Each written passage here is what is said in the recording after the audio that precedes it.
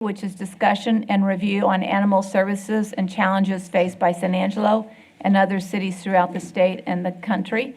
And today we have Morgan Chagwooden here to make a presentation to us. Good morning. Good morning. I have some items for you today to just touch base on what we're seeing on the national landscape and how that's really filtering down to the local level. Of course, there's been some media lately that's reporting some animal services challenges, some crises that we're facing, and it's largely centered around dogs. So if you'll forgive the conversation, we serve a lot more than that, but today will be largely dog focused. I do think that that's the majority of what y'all are seeing and hearing about, and so that's what today's presentation will largely revolve around. There's been some national reporting around puppies and purebreds, and I'll talk more about locally what we're seeing, but that's, I think, unique at the national level about purebreds. And there is data reporting over almost 250,000 more dogs sheltered in 2023 than in prior years. And so some of that is that intake is up. They're reporting nationally that intake is up about 5%, which of course is, thousands more animals, and that adoptions are down nominally, down about 1%, but at this scale that does add up, and that there are groups that have sought life-saving measures and been, even private shelters that have been at some, metric, a really high live release rate organization that are now today in late 2023 and going into 2024 making space-based euthanasia decisions for the first time in years, meaning that they are euthanizing entirely because they're full, not because of medical, not because of temperament or behavior, simply because they're full. So locally, a lot of what we're seeing is pressures on owners. The inflation that we're all experiencing is impacting San Angelo families. Dog food costs is one section of the economy. Dog food costs is up 16% compared to the prior year. We also, of course, see a lot of restrictive housing where people are reaching out to us needing assistance because they're moving. They have personal issues that they've got to move, and their new place does not allow pets or does not allow dogs of a certain size or breed. We also know that our managed owner surrender policy has some impact on it. We want citizens to be able to call, come by, and get matched with resources immediately. For someone wishing to owner surrender their pet, we're going to refer them to a few steps. We are at capacity, which is another policy recently adopted that definitely impacted what we're seeing in the community right now. And we have limited resources. We have limited safety nets we're able to refer people to. So owners are potentially leaving their dogs behind when they move out. They're potentially letting their dogs loose when they move out. They're potentially dumping them at my shelter. For the last quarter in 2023, we had 34 dogs dumped at the shelter that we just came to work in the morning, and there's a litter of 11 puppies, or there's 2 dogs tethered to the front pole. And so those are presumably people who reached out for resources, and what we could offer did not satisfy their emergency need, and that was what they chose to do. Do we have security cameras around the animal shelter? We do, and it is insufficient for law enforcement purposes as far as trespassing or criminal abandonment. I certainly can't tell. I can tell probably a make and model of a vehicle, but not a license plate. Even if I could, is it really abandonment when they have the presumption that the animal will get care? So it's something we refer to law enforcement, but is pretty ineffective as far as enforcement. So to address those parts of it, we think that San Angelo needs pet-friendly housing. There was Texas state legislation passed around this year, but pretty broad. We would just ask for those that can lift the restriction on breed and size to please join this movement about increasing and improving animal care in our community. We also want to offer... Say that again, because I'm not sure I understand that statement. Landlords and rental companies restricting what size and breed of pet you can keep with your family. So there's legislation out there that's been passed? That it doesn't controls address that part of it. It does address something about pet-friendly housing, but it was not enough to help San Angeloans Because, because it doesn't remove the restrictions or ask to remove the restrictions around breed and size. so the state passed legislation that we can't follow or implement because our local policy says it doesn't matter what size or breed you have, you're allowed to have that in your house or your apartment or your home? It was a pretty broad support of pet-friendly housing. There wasn't much teeth in it, for lack of a And better so who term. passed this? I'm sorry? Who passed this? The state itself? At the state level, yes. Legislatures passed this most current legislative session? Correct, in 2023. Have we read that language, Teresa? Probably at some point I have, but I don't recollect it right now. I'm looking for it, though. Because I think that's odd in itself, but We need more. San Angelo needs more than what the state would adopt statewide. But are we allowed to adopt something more strict than what the state allows? So It's- we can create our own ordinance within the city of San Angelo that is more strict than what that state legislation that was passed says. Yes, we can. The next item that we're recommending that we believe San Angeloans need is a home-to-home owner surrender network. And we've been slow to implement that because of the oversight and that we want it to be done responsibly. But essentially, we would host a portal, a platform where people wanting to surrender their pets can match with people who want pets. And we Isn't want that a little, I mean, I know we always have an issue with numbers of people available to do things, but I don't know how we would have enough time in our schedules to, well, I mean, we try to get animals adopted, so that's time consuming, but trying to have an event where me and Lucy sit down together and discuss the pet that she doesn't want, that I might want, in front of you all, and you decide whether that works or not is a little heavy-handed, I think. Sure, but in an emergency crisis, we can adopt something that is very little staff oversight. And so it's simply the platform, owners and potential owners meet, connect virtually, then connect in person, and Don't the they city do that sim- anyway? I mean, I would think Sure, that but- they would do that anyway. If I have a pet and I know you, and you think you want my pet, I would assume the two of us have been able to work that out between the two of us without any oversight. And we do refer people to Facebook groups, social media. This would just be another resource and a platform where you know that's what you're going for, right? That social media gets so bogged down with, home breeders selling puppies against city ordinance, certainly marketing my pets for adoption. And so just to know that that this is the specific avenue for this specific need. Wow. So to do it right, we would like the staff oversight and ensuring those pets are going to a good home and ensuring those pets are current on city ordinance. But in a crisis, in an emergency, we could adopt something that is simply the city hosting that portal where it's free for folks to use and as they see fit. So, Brent, Yes, Tom?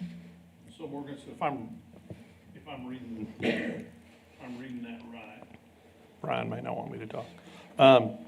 This would be something to where you can put up and say, I'm new to town, I've just discovered my apartment or my house is not gonna let me have a pet that's over 40 pounds or blah, blah, blah.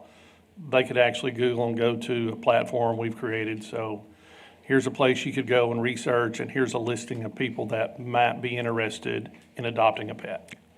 Would that be similar to how that portal would work? Correct, rehoming your pet. But don't we have, I might be crazy, but don't we already have posted animals for adoption? Sure, so these would be pets that are not sheltered. They're not at the city's municipal shelter.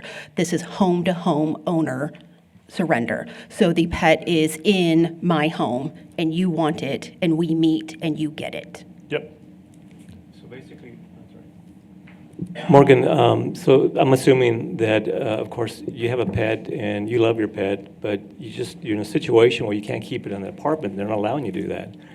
So you want to make sure your pet goes to a good home. So is that part of the process, is to have that ability to know who's going to be adopting the pet and Sure, be involved? So I yes. think that kind of eases that individual releasing or letting that pet go at that point. Yes, and of course, for our specific portal, we'll adopt what we set the standards to be, and then owners and potential owners can dialogue of what they're comfortable with. So we would say the pet must be spay-neutered, must be microchipped, must be rabies vaccinated, must be going to a home with these things, or what must have landlord permission, must have all adults in the home permission. We'll set forth those parameters. We'll also set forth parameters for potential owners. Make sure you're not getting scammed. Never should someone ask for this information. Ask to see these things about the pet. But then the city would be largely hands-off at that point. I work closely with a group out of New Jersey who uses one of the portals that I'm familiar with, and they're very hands-on, and so they handle it almost like an adoption. So they approve what pets are coming onto the portal. Know this pet has a bite history. We recommend that this not be rehomed, or this potential owner has some history that we would not recommend it get this pet. And so that group out of New Jersey is handling it almost like an adoption, and they're vetting each of those pets coming in. They're still not on site at the shelter. They're going directly from their previous home to their new home, and that would be my preference of how to launch it, because we want to ensure that these animals are well cared for and people are responsible, which is why I haven't proposed it before. But in the event of, we've got to do something that is an option to consider. Excuse me, Mayor. Just to speak in support of Morgan's idea, which I think is really interesting, what she's describing goes on all the time in the community, undertaken by private individuals or other rescues. But the missing pieces that her suggestion might cover, which is a good thing for us to consider, are things like somebody posts on Facebook that they can't keep their dog. And somebody else says, that's a cute dog and I'd like to have your dog. And it could be that the original owner was a very responsible person, got their dog microchipped, fully vetted, vaccinated, et cetera. But when the dog is handed to the new owners, no transfer of the microchip is done. The first owner moves abroad, who knows what. The initiator of the microchip is the person that has to initiate the transfer. So Morgan finds the dog on the street, and it's linked to the original owner and cannot be tracked.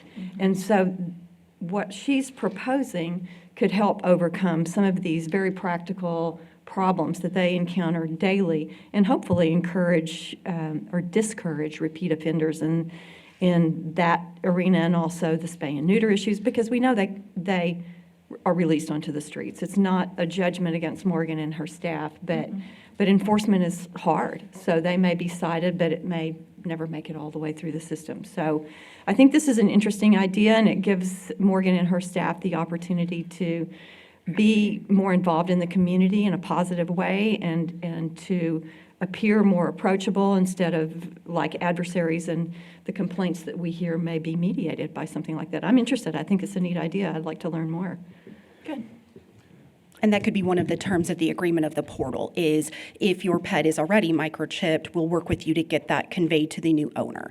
If your pet is not yet microchipped, the new owner needs to come in and participate in our microchipping to get that registered. That one of many things we would ask them to complete as part of that transaction. Ma'am. Yes, Larry, sorry. Aren't there aspects of this kind of network in existence already in the state? For example, we contacted some people on the internet that were fostering a dog over by Dallas, and they vetted us, and we went through this process. So I think there are aspects of this in existence that we could tie into, do that. And Sure. whether it's moving a dog to another location in another state, or, somewhere outside of St. Angelo.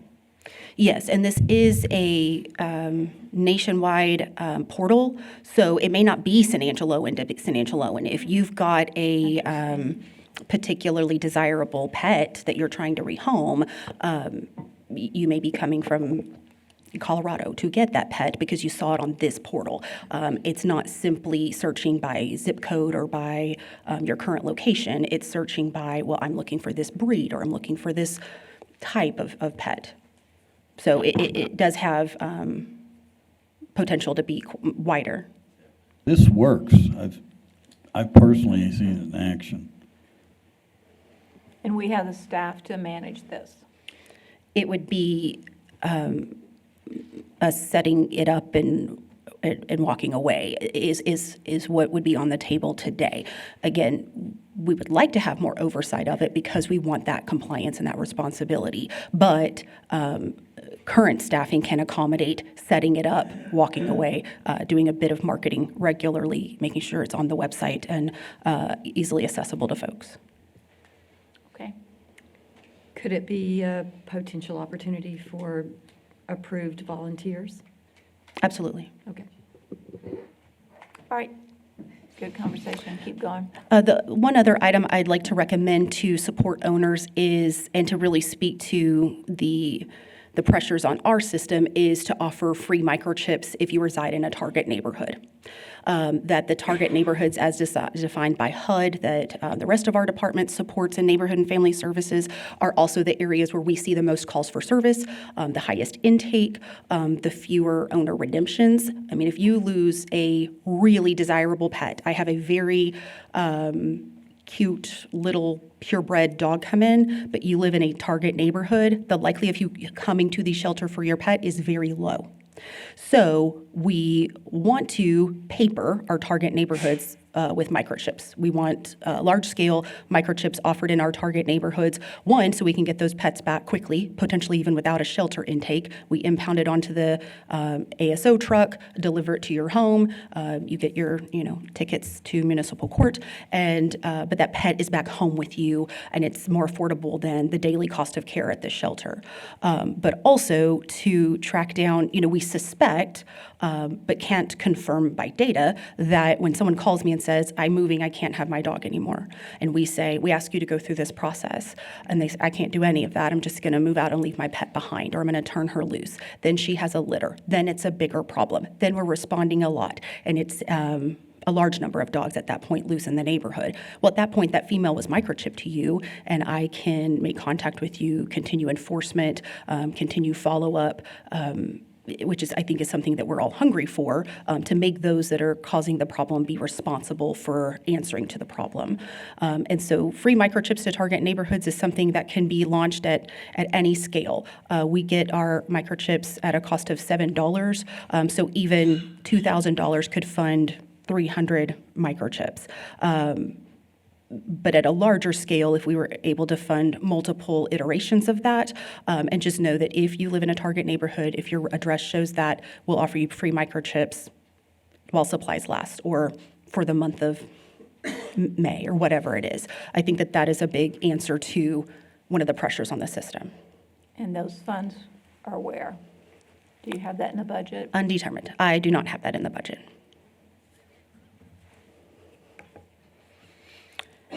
And, we work with other organizations, other government shelters. We ask, what are you doing that's working well?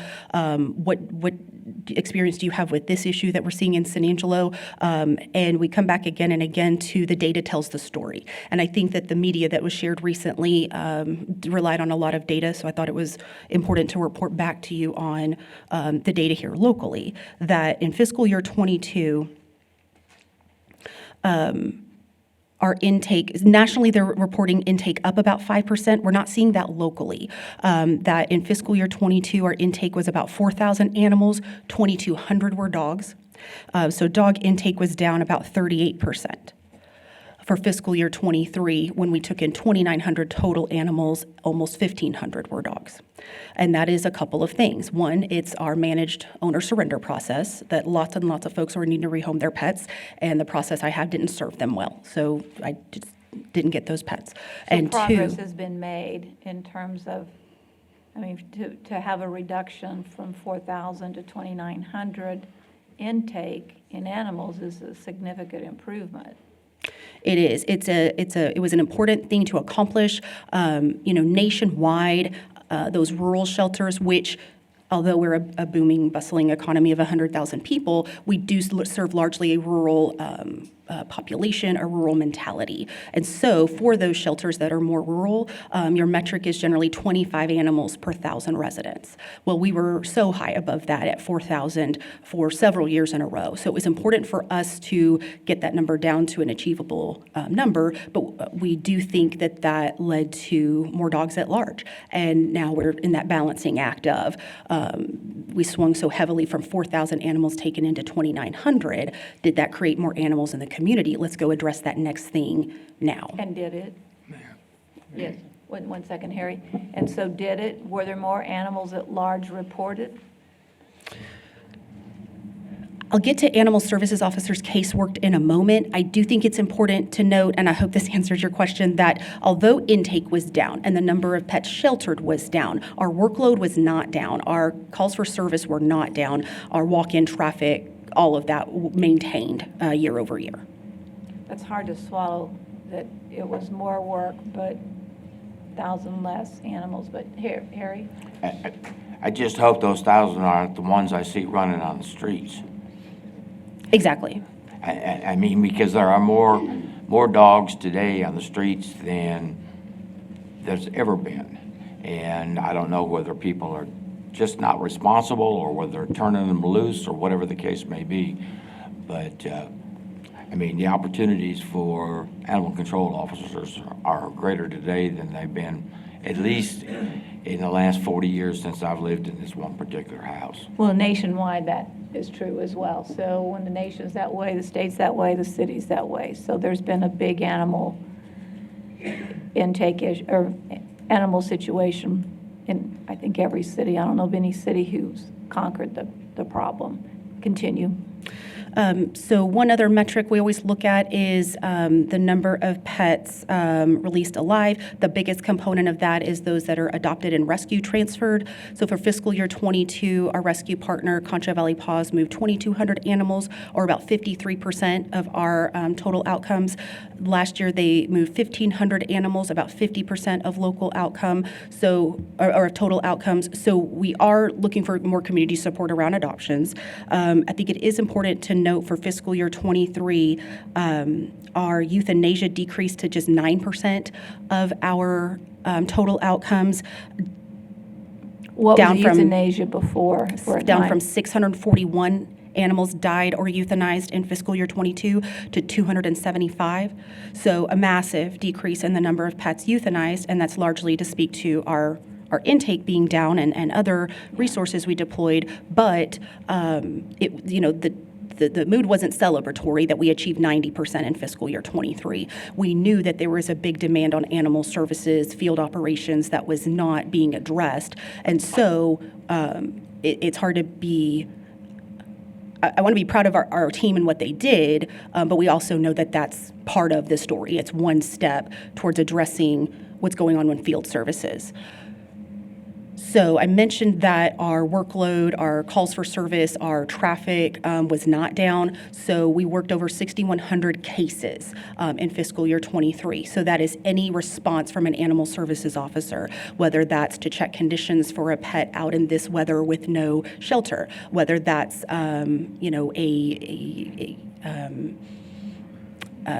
call for dog at large, a call for a cat in a trap, a call for possums, raccoons in a trap. It's just How about any, skunks?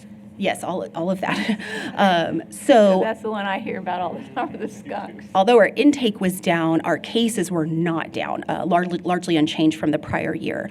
Now, one item that's really concerning to me and what we look at is our animal-to-person bites. We're up 56% from about 150 to 264 such cases last year. And so that's something we've got to get on top of and have got to tackle. That we've mentioned in the past that we need 2 additional animal services officers. I do not think in fiscal year 24 my team can work much more than 6,000 cases simply because of the number of staff that we have. We have 4 animal services officers. And so to address more enforcement, preventing, and this could be dogs at large, this could be your own pet in the home, this could be cats. So just any animal to person bite, but still that metric being at 56% is something that's quite concerning to me from the public health and public safety viewpoint that has got to get some attention to prevent that from going up and get it back down to I don't know if any animal to person bites is manageable, but definitely decreasing that as much as possible. Is that would those animal to person bites be in certain targeted areas that could be focused on, or is this something that is all over the city, or is this something where we see the repeat offenders having animals that are aggressive, and it's more of a persons or areas, neighborhoods? Is it something we're seeing all over the city? Give us a little more detail on that, because that really is an issue. That is an excellent question, and I don't have that data with me. I can certainly get it to y'all in a follow-up of where, mapping it out geographically, where is that happening. As far as our repeat customers, we often see pets. The pets that we see more frequently for bite events are largely animal to animal, meaning my dog gets out and bites your cat. Then it's not uncommon that happens again, because I still have a fence issue or I still have a whatever issue. And so certainly we equip the owners of those victim animals to, pursue additional channels through municipal court. But those that are animal to person bites, citizens generally take that more seriously. And so when we're having a frank conversation with someone saying, look, your pet bit your mother-in-law or your pet bit your neighbor, you can't have a pet that bites people. So either spend this time while the pet's in quarantine absolutely reinforcing your fencing, doing all the things necessary to prevent a bite from happening again, or consider humane euthanasia at your vet for that pet. If you can't control this pet biting somebody, then something's got to happen. And so that's not an uncommon occurrence where... That happened this past year. Did we have cases of that? Absolutely. And we had a case of that this morning where an animal bit a person over the weekend. We went ahead and impounded the animal, and now we're meeting the owner at the veterinarian today to euthanize it because they understand that this cannot continue. So I will get you more data on that, but just what we are seeing as far as repeat offenders is more on the animal-to-animal side. The animal-to-person side is the big metric that... But unfortunately, you have one animal attack one child, and, that's like, it's to think about a child being attacked by, or an elderly person, or a handicapped person being bit by an animal is just something we can't afford. For sure. And those are the ones often escalating to my level where I'm having a frank conversation with the pet owner saying, you can't have this pet in your home any longer. So you are at the end of the line. We do recommend humane euthanasia. We don't recommend you go to the home-to-home surrendering platform that we'll be hosting soon. We don't recommend you go through an owner surrender process, just disclosing that bite and the adoptability of that pet, that this is where you are, is considering euthanasia at this time. Yes, Karen? She gives me that look. I know she's ready. A couple of questions, and I want to acknowledge Councilman Thomas's comment about the roaming animals as part of my question. I don't think any of us are in favor of that going forward and would like to see that remedied. And then I would also like to say that Councilman Miller and I are curious to know, and it may be difficult to quantify, but over time, it seems like free microchipping of animals would help resolve a lot of the issues that you are bringing up. Is that correct? And that in Absolutely. turn would save money for the animal shelter. So, for example, we were speaking about microchips earlier. You offer a free microchip. It's registered to Lucy because it's her dog. The second number on that list is the animal shelter now. So the mystery of who owns the dog is forever resolved. If they can't find Lucy, they can find you and go forward from there. So theoretically, you've solved a couple of problems. You get a complaint about a loose animal that seems aggressive. You can find out who it belongs and who's accountable. It seems like the ripple effect is potentially there for a lot of good things to happen. Is that logical? Yeah, Okay. I agree. Any microchip we implant, we're already attached to. And so we encourage folks to list as many, list yourself, list your boyfriend, list your mom, list as many emergency contacts, and we manage that data and have it available. So we love our microchip for that reason, if you forget to pay an annual fee, some microchips won't release the owner information. Well, the city's microchip is free for the life of the pet, free to update any information, whether you contact the microchip company directly or Animal Services to update that for you. And all of that data is there and available, and a really good resource, if that pet's ever encountered Microchipping is again. not voluntary, is it? Microchip is required by city ordinance for all pets over 4 months of So they age. have to do this, and at $7 a pop, this is a great deal for us because we don't have that animal in the shelter for 2 weeks trying to figure out who it belongs to. Right, that the average cost of care is $35 to $45 a day for every pet that's in my care. Puppies are more expensive. Repeat visitors are less expensive. That first day is more expensive, but on average, it could be $40 to $50 a day for me to care for that pet. But if it's microchipped, some good Samaritans say, "I'll call the owner right now. It looks like he lives 2 doors down from me." Or the Animal Services officer says, "Oh, I'm around the corner. I'm going to go knock on the door." So we do charge $13 for a microchip right now, which is still a bargain. But reaching those most in need, where perhaps you have 3 pets and $13 a piece is prohibitive to your budget, then sure, let's match with the target neighborhoods and paper those folks first with free microchips is my recommendation. But if you can't afford, by city ordinance, you're required to be microchipped. If you can't afford a microchip, how do you afford a pet? Thank you. So that is a previous school of thought that we observed multiple times. It is something that we pivoted from early on where, well, if your pet wound up in the shelter, you don't deserve to have it back. You clearly don't deserve to have this pet. And we did a large pivot, largely that if your pet winds up at my facility and you don't come for it and you live in a target neighborhood, you're going to have a new pet in 2 months. But I'm committed to life saving, so I'm holding on to your pet. So can I just do some case management, get that pet with you, do some referral to some low-cost services that there are people who are experiencing homelessness that provide adequate care for their pet. Their pets have a current rabies vaccine, have been spay-neutered in their prior history. They have access to pet food. Even our most indigent San Angeloans have access to care and meet standards of care for their pets. So, That's mind-boggling. I'm sorry. That's kind of mind-boggling. It's a big shift in a school of thought, for sure.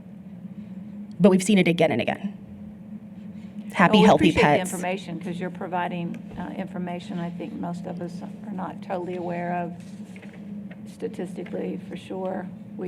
Anyway, continue. So just to wrap up, all of the staff recommendations, 1, anything around pet-friendly housing, whatever we can do on that. 2, increasing adoptions, local adoptions, out-of-town adoptions, however that happens. Launching this home-to-home owner surrender platform where pets are not having a shelter intake but still have a resource to move their pet. And then funding for field services, the 2 Animal Services officers, and then the outreach with microchips in target neighborhoods. I also would recommend, we have, of course, our big facility improvement project going on. And we originally had a plan to break ground in November 2023. We had some complex engineering issues, and so we're working through that. We also are working on the make ready of the temporary facility, which is going to have some expense, and then housing 2 facilities. When we first came to y'all for this project, we didn't know if we were completely moving out of our shelter, but it is going to be a situation where we're essentially running 2 facilities for that time frame. So having some additional part-time help at the second facility, having them make ready for that facility to be able to serve our pets, and looking at breaking ground in May, summer 2024 at this point for that project, and completing in November of 2024. One of the issues that I hear regularly is that we allow too many animals to be picked up that are not neutered or spayed. What's the ruling, what's the ordinance on that issue? Well, there's a few things that govern the spay-neuter requirement. That one, any adoption, so any pet leaving our facility via adoption, the new owner has to have that pet spay-neutered or sign an agreement that they're going to. And we, of course, do that. Our rescue partner, Concho Valley Paws, facilitates, schedules, and funds the spay-neuter of all those adopted pets. So they do that, you turn that over to PAWS to Correct. manage and oversee? State law says we have to do it. We assign Concho Valley Paws to do it, and they do it. For owners, city ordinance states that the owners are responsible to spay neuter. So if my pet is for city residents, it's an occasional time that I do get a pet of somebody who doesn't reside here, in which case they have no requirement to spay neuter their pet. So the state doesn't have legislation relative to that issue? Not for owned pets, no. Only for adoptions. So it is not the city's responsibility, nor do we have the resources to spay neuter owned pets. There are also exemptions to the spay neuter ordinance, and we wouldn't know those on intake of a pet. So that is why the enforcement and citations issued to the owners is how we pursue that. I can't keep a pet from somebody. If I have your pet and it's unaltered and you come in to redeem it, I can't hold that pet from you. I have no legal recourse to do so. Even though the city ordinance says it must be microchipped and it must be spayed and neutered? And it leaves microchipped. We implant that microchip at the time of redemption. But we can't administer the rabies vaccine and we can't administer the spay neuter. Those 3 things are required for any owned cat or dog. So when they come to reclaim and the animal is not microchipped at that point in time, we microchip it and charge them for the cost of that microchip Correct. And before we give it back to the owner. correct. And we cite them for failure to spay neuter that pet and give a deadline to get that spay neuter and rabies vaccine. You know, when you were talking about certain targeted neighborhoods, in those targeted neighborhoods, is it more about people whose animals get out, or is it neighborhoods that people have a tendency to surrender their animals in those neighborhoods?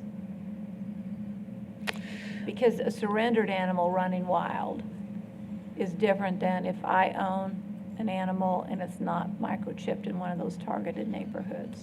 Right. If your pet gets out, we have our first interaction with you, we cite you for dog at large.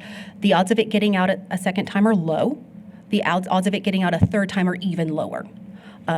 So the repeat offenders or the chronic issues or the items that escalate to y'all as packs of dogs at large, we believe that to be an owner simply let their pet loose or abandoned it in insufficient enclosure. We don't know that because the pets aren't microchipped.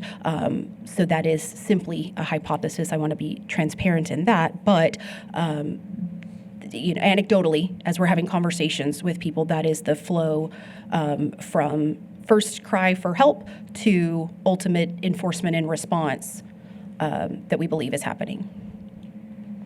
The lady who came forward earlier today, who talked about things that she thought would improve, one was the chain link fence to back up a fence so they couldn't crawl underneath it.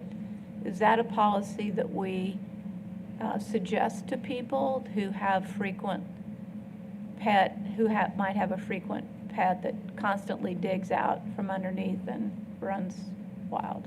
Yeah, absolutely. And we have recommended we've recommended a fencing program that would be largely funded with donated dollars, but could continue seamless if donations are low, where animal services officers actually provide a fence inspection, have some fencing material to do like a patch job of, hey, you've got this one spot where your dogs are getting out all the time, or your dogs are climbers, your dogs are diggers, your dog, whatever the issue is of that dog getting loose, that we would equip some basic fencing material on the truck with the animal services officers to be offered at that time. Certainly, our officers are working a tremendous number of cases and are strapped for time, so that's one item that's prevented launching that program, but also simply having the supplies for that. And I did connect with the lady earlier as she was on her lunch hour, and I said, here's my contact info, let's talk more.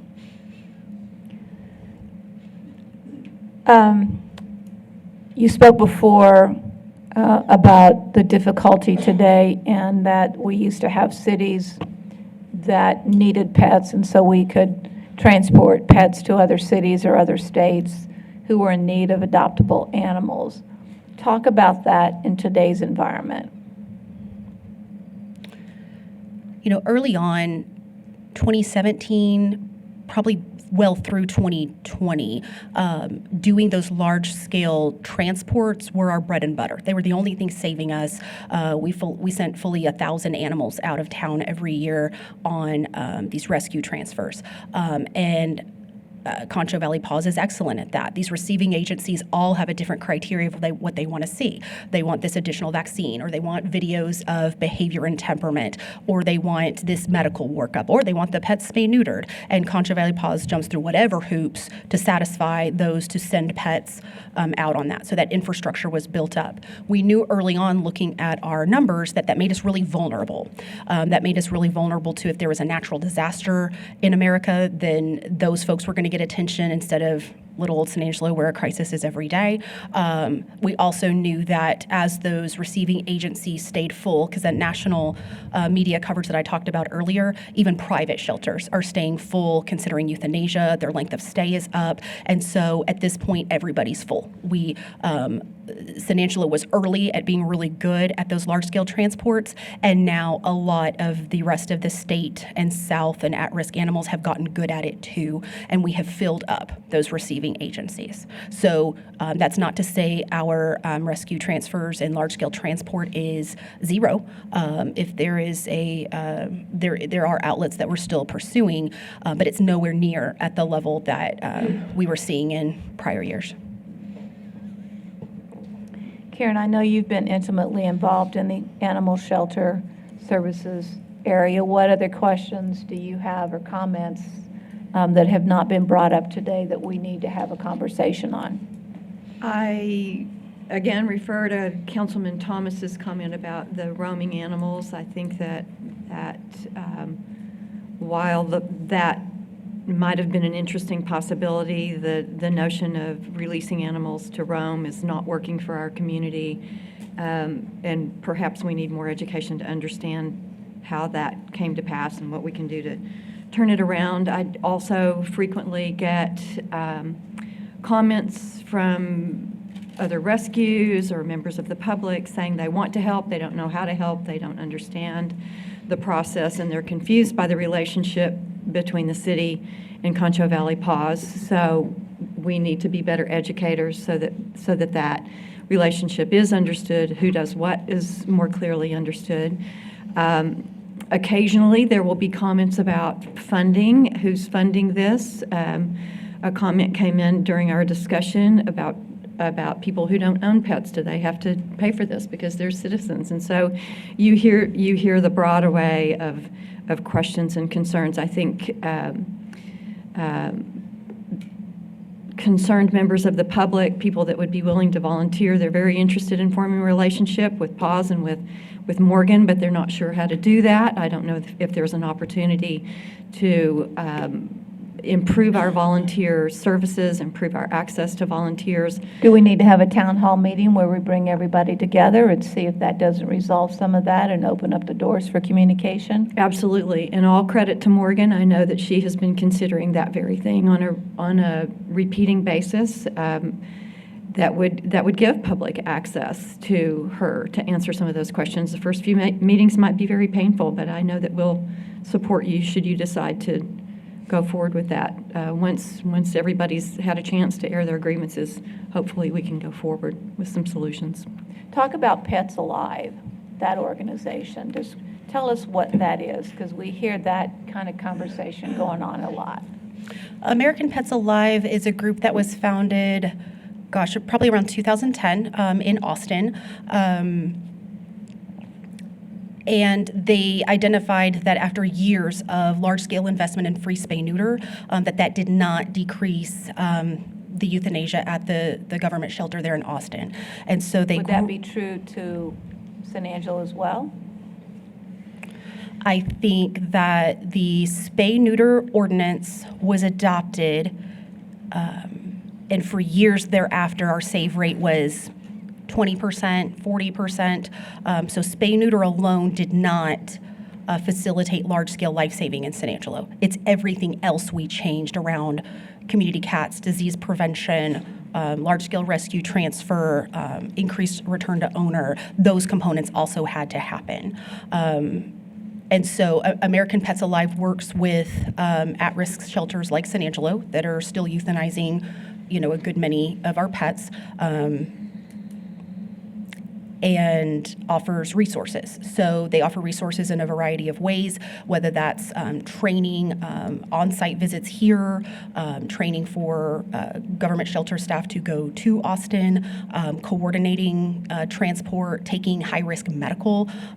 Early on when Concho Valley Paws was in the early stages of standing up their infrastructure around parvo treatment. We were sending any puppies positive for parvo to Austin that they could take, and those were pets that would previously not have a live outcome. So their tagline is "Save more pets faster." Do we need to have our communications department focus on more publicity as it relates to animal bites? Because I'm horrified at the numbers, and I'm horrified to think that any day we could have a child or somebody who can't protect themselves bit by an animal. I just wonder if we've done enough community broadcasting, marketing, if you will, about what happens if your animal bites a human being, what our policy states, what will happen to that pet, etc. Yeah, we've built out a lot more resources on our website to spell out common items. We also have like an FAQ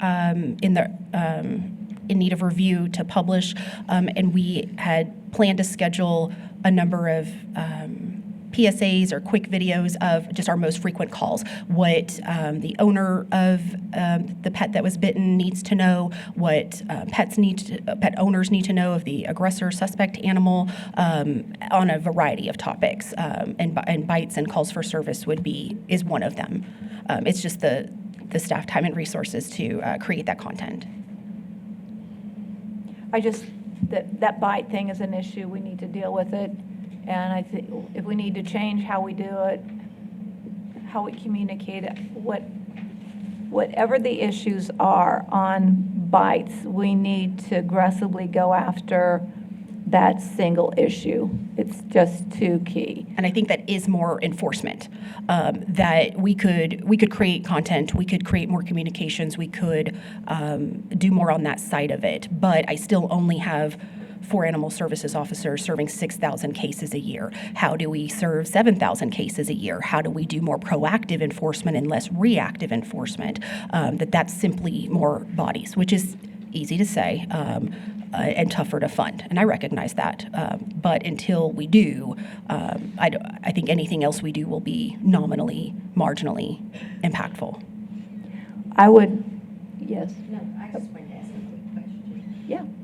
Morgan, on these 4 officers that you have, are they all over town, or do they have certain districts that they patrol or that they are responsible for? neighborhoods. Yeah. They're each assigned a quadrant of the community. But if someone is working a bite case in your district and then another call comes in your district, I'm going to pull somebody from Larry's district to respond.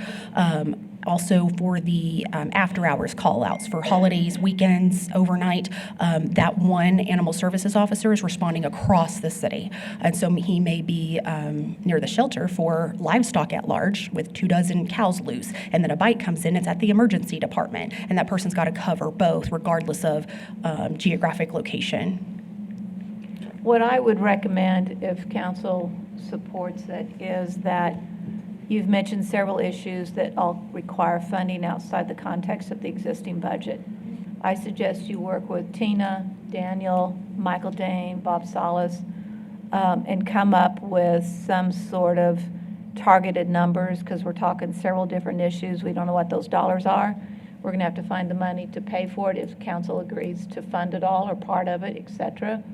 So we need specific dollars attached to specific things, a presentation made on those things. Council can decide which ones they will fund or not fund, and then finance, Daniel, Michael, will need to come up with where those funds might exist to cover those requests.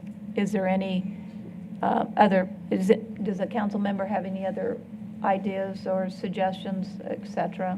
Larry, I just wanted to ask about the feral cat program. please ask. We haven't talked about that. There were a number of large colonies of cats out there. I just wonder if y'all have noted any reduction due to the neutering of some of those animals. We've absolutely seen a decrease in our cat calls for service, our annual cat intake, which is a cross-section of the community, that there are just fewer colony cats in the community. We've invested heavily in neighborhood colony assistance that with donated funds and taxpayer dollars both. The lingering ones that you might see, we need property owner permission to provide that service. We also need, ideally, a willing colony caregiver where they would withhold food on days that we're trapping so that we can work those animals through the surgery schedule, get them back vaccinated, and over time decrease that population. So ideally, we're doing both. We're working with property owner and colony caretaker, and because of the amount of area that a cat roams, those might be different people. But we have had a lot of success with that. We've been investing now for over 5 years in this spay, neuter, and return of community cats, and have seen a decrease in our cat population. Hundreds fewer cats being born, hundreds fewer cats coming in. It wasn't uncommon that on a Tuesday after a holiday at 10 a.m., there would be a line of trappers, of guys that over the weekend had caught a cat and were bringing it in, and that's just not happening anymore because we've got those pets spay neutered, returned, and they no longer need that service, have decreased nuisance behavior, and over time decreased the size of the colony. May I ask what the ordinance says about people who come onto your private property and feed cats? Certainly, the animal services section of the code states that the colony caregivers have to have permission, but I think that there's a bigger issue around trespassing and a penal code violation and a law enforcement component, that if there is someone coming on your private property without your permission to care for cats, we would recommend that it escalates to law enforcement at that point. Other questions or comments? I just Larry? wanted to compliment the people who were involved with those 25 dogs that were supposed to be euthanized sometime around Christmas, who were apparently adopted or fostered out. I know you were involved in it. I assume PAWS was involved in it. I don't know all the volunteers, but thank you very much. San Angelo showed up for those pets, and our role in it is identifying who's at risk of euthanasia. At that point, Concho Valley Paws runs with it. We gave a number of days for response, and it was looking pretty bleak. And it was down to the wire, the final hours. Each and every one of those pets was saved, and we're grateful to the community and Concho Valley Paws for stepping up for those pets. That's a good point. Tommy? Morgan, you may be going to do this anyway, but as you work through your requests, if you would just, if for no one but me on the council, prioritize those and those that would have the biggest impact in your judgment in an overall sense, so that if we literally have to say we can do 1 and 2, but not 3, 4, and 5, that would be helpful for me. Yes, and to even just test it to see if you funded 1 and 2, and then see if there's an impact before we move on to the others. But we certainly want it all identified and financial numbers put to the proposed items. Yes, of course. other questions, comments, we will open it up, which I have messed up every time, to not allow public comment. So I'm not going to do that, go around. We're going to open this up to public comment at this point.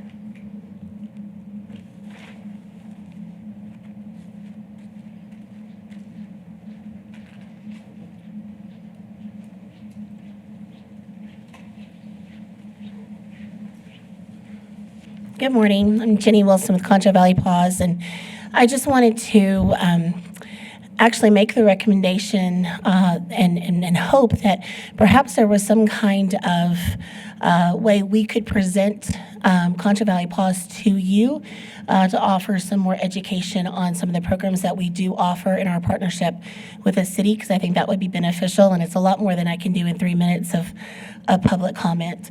But I do think we would love to have you all know more about what we do and pose those questions to us. I think it's when we all come together that we make real change. I am a huge advocate of spay-neuter. I do believe that that is the answer to the issues that we face. We are in crisis. And some of the things that Morgan did touch on, but I kind of want to reiterate with you from our viewpoint, is our adoption pool is greatly affected by the type of animals that populate the shelter. And so we're in a community that is largely consists of senior citizens, college students, military, and a lot of renters. And what we see in the shelter is a lot of your large breed pit bull shepherd mixes. And so those are unfortunately, those are the animals that are discriminated against by a lot of rental properties here in San Angelo, which makes our pool for potential adopters so much smaller. Now, we do have a robust adoption program that I'm very proud of our team. We place over 1,000 animals locally, where we did see decreases in those transports like Morgan mentioned. This is not just a problem specifically for San Angelo as far as the population crisis. We had our world changed in 2020, and I don't think anybody has really realized how many changes that 2020 impacted on us, especially in the animal welfare industry. But you had a full year where the country was not operating as normal. There were fewer spay and neuters. Some cities were not enforcing their animal control practices as normal based on what they considered those vital services to be during that time. And so it's a trickle-down effect. It's affected all of us. And so, therefore, we've seen communities where we would normally transport animals for adoption not have a demand for those pets. So this is a very complex, convoluted situation, and we are trying to address it from many different angles. But one of the things, I think the biggest thing that we have to be honest and say that we can't do anything about is the responsibility of the pet owner. It all boils down to that. Every animal in that shelter is adoptable. We've worked with Morgan to the point where she and her staff, working with the PAW staff, were identifying who's adoptable and who's not adoptable at a very early stage in the process, because space is such that you can't keep an animal that you would like to work with because there are more animals that are highly adoptable waiting to come in. And so having said that, every animal in that shelter is adoptable. Every animal in that shelter has been interacting with humans to the point where it is a pet quality animal. And so that means that somewhere somebody failed that animal. And I think the community needs to be reminded that it is against the law to abandon an animal, and there are programs out there to assist you in rehoming. We have a program called Second Chance. It's very much like the program Morgan was talking to you about. We have over 50 animals enrolled in that program right now, and all we ask is that you're a responsible pet owner. You call us the minute you find out that you're having to move to a place where they can't take your pet, and we start working to help you place it. The problem is we get the phone calls that say, I'm moving tomorrow and I have nowhere to put my pet. I think what would be, I think, is that the time or did it go off? So what I would, you have a lot of information Yes. and a lot of good points that I think need to be heard. I would recommend that we put you on the agenda for presentation on I next appreciate that. council agenda. I think it would be appropriate to do. Okay. Your point's very well taken. And we always say the responsibility lies within we have a people issue that's created an animal issue. The animals didn't Absolutely. create the issue, people created the issue, and it always goes back to people. So we look forward to having you at the next city council meeting, making a presentation. Wonderful. Thank you so much. Okay? Anything else, folks? Yes. Yes, we still have more public comment.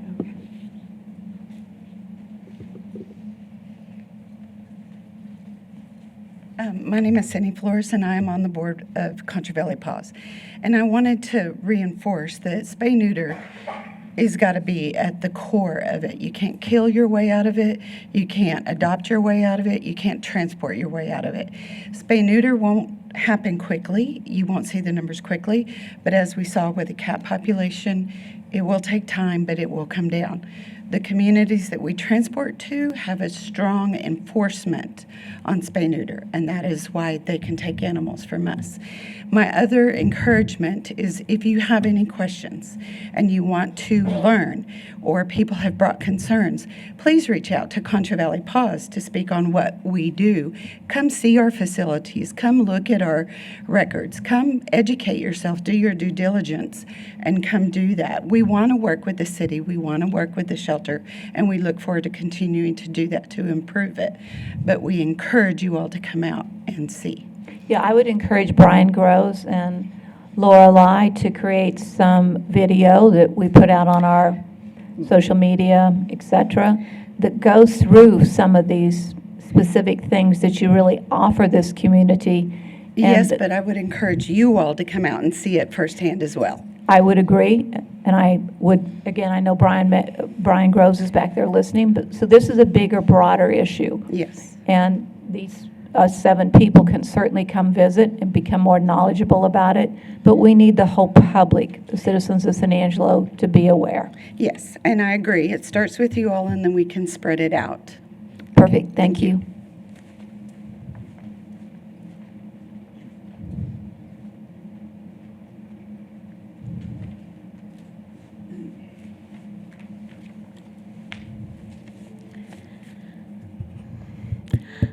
I am Mary Wilson, and I reside at 1641 Parkview Drive. I am a director of Concho Valley Paws and have been on the board for almost 20 years. As evident by the sheer number of animals in our shelter, especially puppies that are impounded, it is only a matter of time until our community may be forced back to the policies of capture and kill. As a taxpayer and a homeowner, I do not support killing for space, and I am not alone. I want my tax dollars going towards humane care and solutions that save lives, prevent suffering, and places the responsibility back on the irresponsible people who created this situation. Therefore, I make the following recommendations.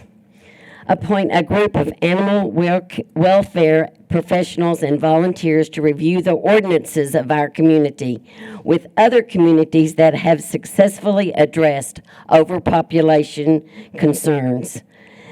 This group would advise the council on drafting new ordinances or tweaking current ordinances with the oversight of the city's attorneys. Seek a budget amendment that would allow animal services to employ an animal control officer for the specific purpose of investigating problem breeding, advertisements for sale of pets, and enforcement of the spay-neuter ordinance. This enforcement would be from the first ticket to compliance. It would be this officer's job to follow up with all pet owners found to be in violation until compliance is achieved, even after the court has heard the case and assessed fines. Concho Valley Paws is willing to assist violators with the spay-neuter of their animals. Adjustments to the ordinances allowing breeding permits to exclude permits for pit bulls and large breed dogs, as the shelter population is evidence that our community demographics do not support the breeding of large breeds. We are a community of senior citizens, apartment dwellers, and a transient population of college students, military personnel, and renters.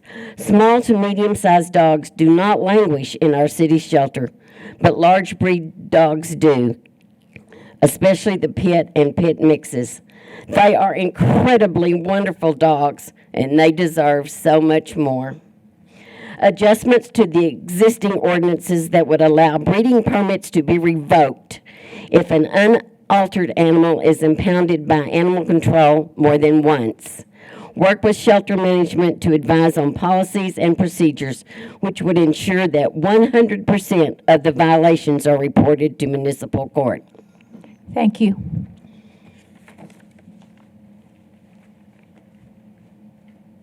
Further public comment?